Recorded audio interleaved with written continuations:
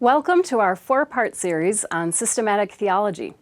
My name is Shelli Poe, and I'm the senior pastor at Little River United Church of Christ in Annandale, Virginia.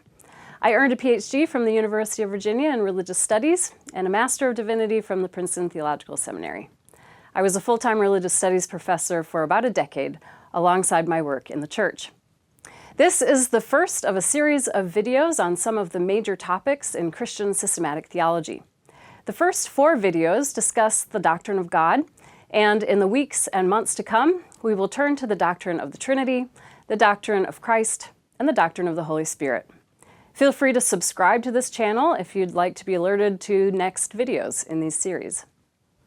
Now, by talking about the doctrine of God, the doctrine of the Trinity, the doctrine of Christ, and so forth, some might get the impression that there is one doctrine that has been decided already in the past and that is simply reproduced through history. As we begin, I want to emphasize that that is definitely not the case. Doctrines are living ideas that change over time in various contexts. So we won't be thinking together about just one established doctrine. Instead, we'll be introduced to a number of ways to think about these doctrines within various Christian theological traditions.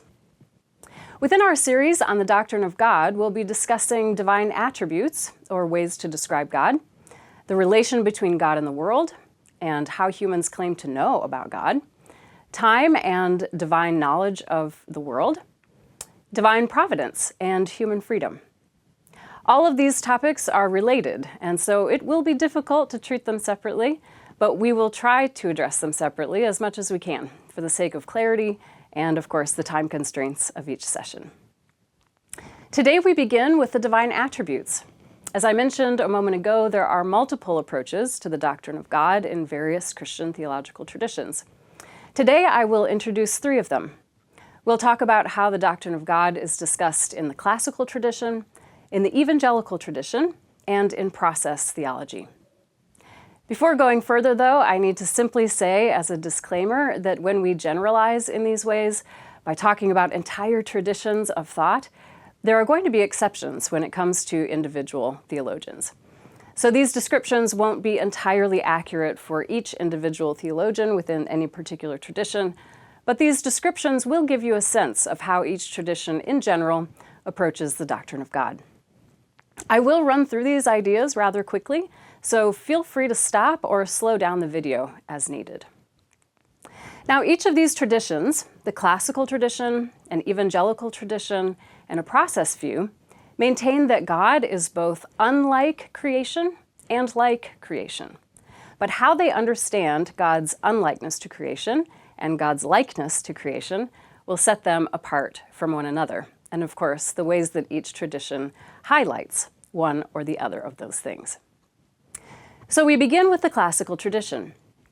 This is the majority view in Christianity, looking throughout Christian history from about the 3rd and 4th centuries CE to the present day, and looking also across traditions like Roman Catholicism, Orthodoxy, and Protestantism, both Lutheran and Reformed traditions. In the classical tradition, the emphasis is on the ways that God is not like creation. Theologians here tend to draw on Greek philosophy, from the pre-Socratics to Plato to Aristotle to Plotinus and beyond. Famous theologians in this classical tradition include people like Augustine of Hippo, Thomas Aquinas, Martin Luther, John Calvin, and Friedrich Schleiermacher. There are some distinctive divine attributes in this tradition. And when I say divine attributes, again, I simply mean ways to describe God, or characteristics of God. I'm going to list most of the divine attributes in the classical tradition for you. There are 11 that I'll cover. As you listen, I encourage you to think about how these attributes emphasize God's distinction or unlikeness from the world. In other words, the way God is different from or other than creatures. According to the classical tradition, God is simple. This means that God is one. God is not composed or composite, which is simply to say that God doesn't have parts. One implication of this attribute is that God does not have a body. You can think of your body with its multiple parts. You could cut off an arm or a leg, and God is not composed in that way, so God cannot have a body. Further, God's attributes cannot be broken up into various parts of God. So if God is simple, then God doesn't have the attribute of goodness and the attribute of justice, but God simply is God's goodness.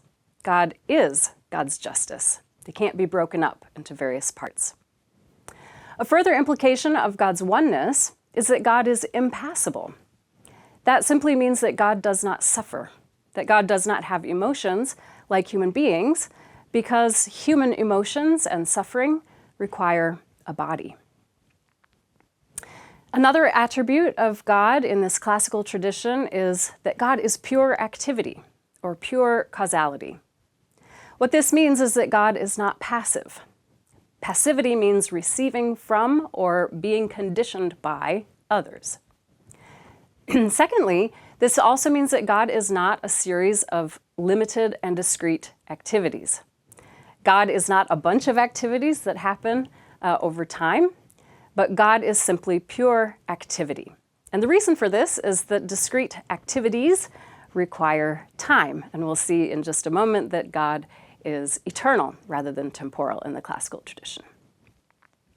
God is also ase, or we can say that God has aseity. What this means is that God is of or from God's self. In other words, God is independent.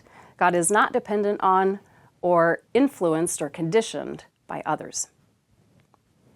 Another attribute of God is that God is infinite in this tradition. This means that God is not limited, and several attributes follow from God's infinity.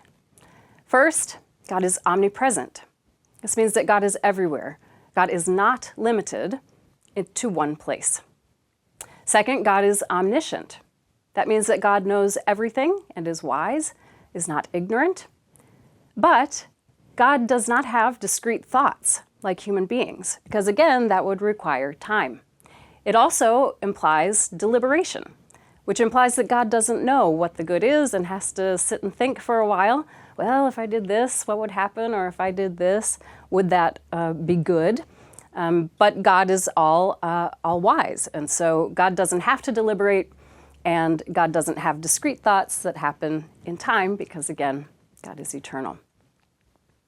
God is also omnipotent in this tradition, meaning that God is all-powerful. God is sovereign. God is also omnibenevolent. This means that God always wills the good. God is love. God never wills evil for its own sake. Finally, we get to God being eternal. This means that God is not temporal, or we could say God is atemporal. This means that God is not limited by time. And what follows from this is that God is also immutable. That means that God does not change, because of course, change simply means difference over time. All of these attributes emphasize God's unlikeness or difference from creation. There is, however, one exception in the classical tradition, and that is that God is conceived of as spirit or mind, and so are some creatures. This is what people in the classical tradition might identify as what it means to be made in God's image. What humans have in common with God are our limited and imperfect faculties of willing or intending, and especially intending others' well-being, knowing, and especially knowing how to bring about others' well-being, and causality. That is self-initiated activity, bringing something about from yourself. Now, humans have relative causality, which means that we cause things in relation to one another, and our causality is limited. But God has absolute causality, so it's still a different kind of causality. So those are the divine attributes that are upheld by those in the classical tradition. We now move on to two traditions that emphasize God's likeness to creation. The first is an evangelical view, and the second comes from process theology. First, the evangelical view. The evangelical tradition is a new one in the history of Christianity. It began to appear in the mid-18th century, and it developed more fully in the mid-20th century. Today, about 25% of Christians from all denominations are evangelical. If you'd like to read something like a classic text on this view, I can recommend a book called God the Father Almighty by Millard Erickson, or you could check out the work of John Grudem, and of course there are many others. Generalizing to cover evangelical theology as a whole, I would say that this understanding of God begins with the classical tradition, but then makes changes to it to describe God and human beings more similarly than they are described in the classical tradition. I will present 8 divine attributes highlighted by evangelical theologians. There are a number that aren't too far off from classical theologians, and I'll start with those. So for them, God is simple. And the way this is interpreted is that God is not made as a compound of many parts, but God is a living center of activity, pervaded by all of God's attributes. God is also omnibenevolent, or all good. That means that God always wills the good. And God is omnipresent. God is everywhere present. There is nowhere where God is not. Then there are divine attributes in the evangelical tradition that agree with the classical tradition, but offer a different interpretation of what that means. So they will say that God doesn't change, but the way that that is interpreted is that God's fundamental nature, that is, God's values, God's plans and decisions, they don't change, but God's relationship to others changes based on those people's change in relation to God, not because God's self has changed. So you can think of this in terms of relations of things to one another. If you have a rock here and a human being stands on this side, then God is to the right of this person. But if that person goes around to the other side, then God is now to the left of that person. But God has not changed. It's simply the relation of the person to God that has changed. God is also omnipotent in the evangelical tradition.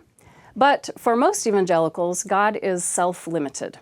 So God has all power, and with that power, God decides to limit God's self.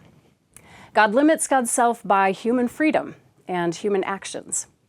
So everything is God's will for them, only in the sense that God chose to limit God's power in relation to human choices. God is also omniscient in this view. Most evangelicals will believe that God's knowledge is unlimited, meaning that God knows the past, the present, and the future. But some evangelicals, who are called open theists, believe that God's knowledge is limited. Namely, God does not know the future because the future does not exist yet. So the future is not there to know, so God can't know it. And this includes knowing what people will choose to do. If you want to read up on this, you can read authors like Greg Boyd, Clark Pinnock, John Sanders, and William Hasker. For the evangelical tradition, God is also eternal. But some interpret this as atemporality, as in the classical tradition, where God is not conditioned by time. God stands outside of time, to use a spatial metaphor. But some in the evangelical tradition interpret eternality as omnitemporality, we might say, or everlastingness. This means that God is present to or within all times, rather than outside of time.